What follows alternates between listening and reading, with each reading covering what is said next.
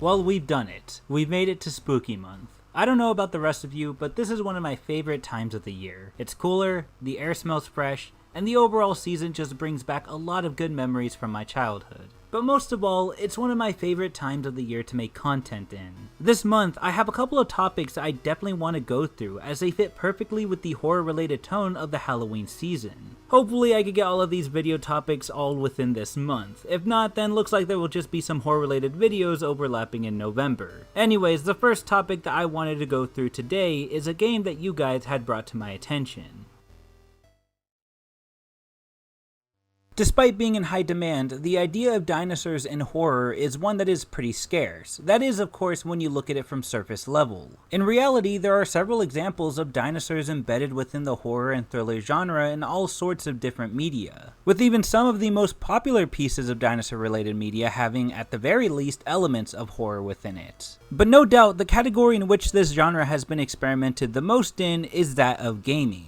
In recent times, there has been a rise in dinosaur horror games, with several of them being announced within the last year or so. How these games are compared to their more well-known and loved predecessor is still yet to be decided. But with the ones that have been released, while not the best in terms of story, still proves that simply being put in a situation where it is you versus dangerous bloodthirsty prehistoric creatures is nothing short of terrifying. This is proven even in the earliest days of dinosaur horror video games, where things were very minimal and simplistic. A time that was even before the era of Dino Crisis, the very game that would be considered the best of the genre, and as a result would become the frontman of dinosaur survival horror games. In fact, the earliest example of dinosaurs within the survival horror genre dates all the way back to 1982. It would be in this year where a game would be created by J.K. Greye and Malcolm Evans that would feature an unsettling scenario of you, the player, waking up in a maze, only to realize that you're being hunted by a Tyrannosaurus Rex. This game is known as 3D Monster Maze, a game that you guys have brought to my attention from the last dinosaur survival horror game that I covered here on the channel. But this game not only serves the record for being the first horror game to feature a dinosaur, but it is widely regarded as the pioneer of survival horror games as a whole,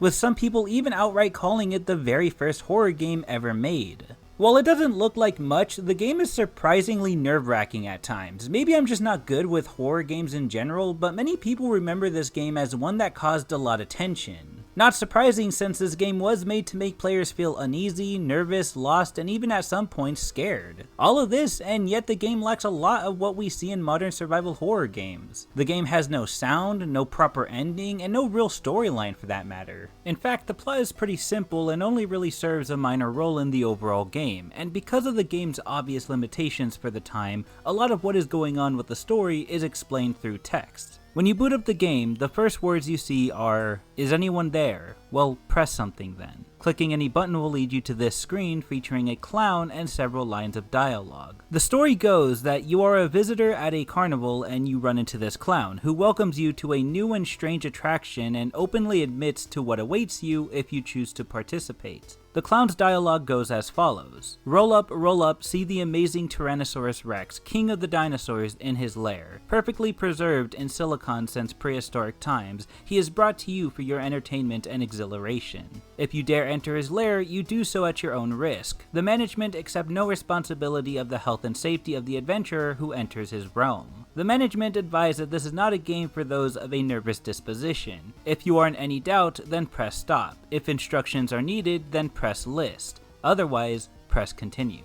Pressing continue will take you to a maze formed by nothing more than black and white pixels. If you are accustomed to the style of modern video games, then trying to navigate through a maze made up of nothing but black and white pixels can be pretty difficult. Once you spawn into the game, the goal is simple. Find the exit and avoid the T-Rex while doing so. Pretty straightforward, but easier said than done. Because the maze is made up of a repetitive pattern that's just black and white pixels, it has the potential to trip you up and make you feel even more lost in this seemingly never-ending maze. In reality, this maze is only made up within an 18 by 16 space. Each step you take counts as one space. What makes the maze seem bigger than it actually is the fact that the maze is generated randomly each round. As a result, the wrecks and exits are also spawned randomly, sometimes being closer to you and other times being farther. Because you never truly know and you can't really map out the maze in any real way, it gives off the illusion that the maze is huge. When running through the maze, messages usually pop up warning you when the Rex is near and when you should run for it. Things like he is hunting you and Rex has seen you and run, he is behind you.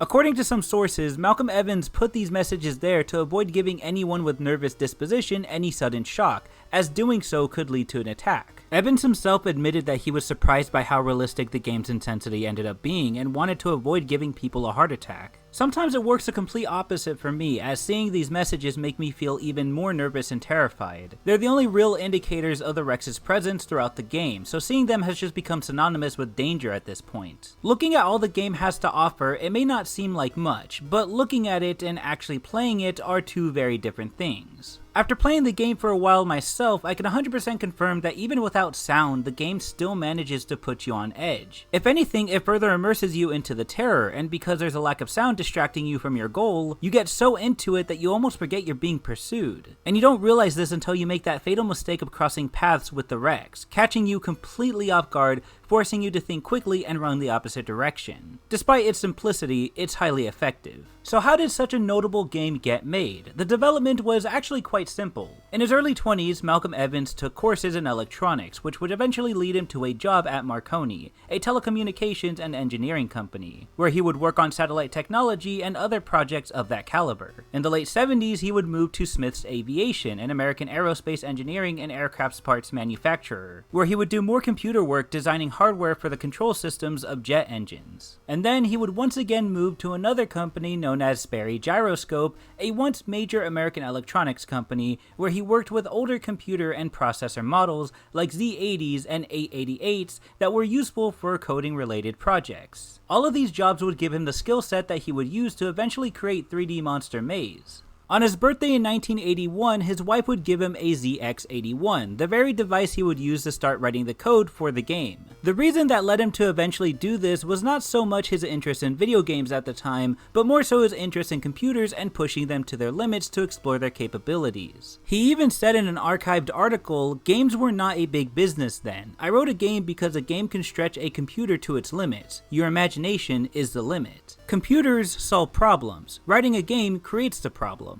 Around this time, Evans would meet John Gray at a local club where he would occasionally play guitar, because along with his talents in electronics, he also had an interest in playing the guitar. Evans would soon learn that Gray was also writing for video games on the same computer system he was using, and after talking it out, they decided to release Evans' game to Gray's already established company, Greye Software Ltd, which had already been going on for about 6 months before Evans joined. Their first time revealing 3D Monster Maze to the public was a huge success. Not only did the game sell well, but it was also received well, with people calling it one of the best games on the ZX81 system and praising it for being innovative for its time, making it a complete success. Despite how well they had done together, Evans and Gray eventually parted ways only months later. But Evans would continue to pursue creating video games and would even make his own company a little later on called New Generation Software. Through this company, they would obtain more advanced computer technology to create more and improved games like Not in 3D, 3D Tunnel, and Escape, a lot of which utilized 3D graphics, which was not commonly seen in games at the time, and this is what Evans was striving for. 3D graphics would become a staple for the New Generation company, which would inspire others to use the same methods for future video games. As far as New Generation Software went, it stopped making games in around 1986, and as of 2005, the copyright of all New Generation's games are held by a company known as Titus Games. Malcolm Evans is still alive today, although it's hard to say what he's been up to lately. What we can say is that his name will forever be synonymous with not only creating the first ever survival horror game, but also creating some of the first 3D video games. And of course, as far as 3D Monster Maze goes, it ended up developing a pretty solid fan base, with one fan even going as far as remaking the game. This fan, who goes by Demonstar on the internet, remade the game back in 2002 to give it all sorts of modern upgrades, including color, sound, and more in-game features. These features include a mini-map and a small inventory system for items that you can find and collect as you progress through the maze. These items, which are placed randomly throughout the map each round, include a map disc that help you properly boot up the mini-map completely instead of making you wander around the maze to reveal more directions. Another item is the motion tracker, which helps you track the T-Rex, who represents a green square that wanders throughout the maze. And finally, the most important item, a key. In this remake, Demonstar decided to make things more challenging by making you, the player, search through the maze for this very necessary item,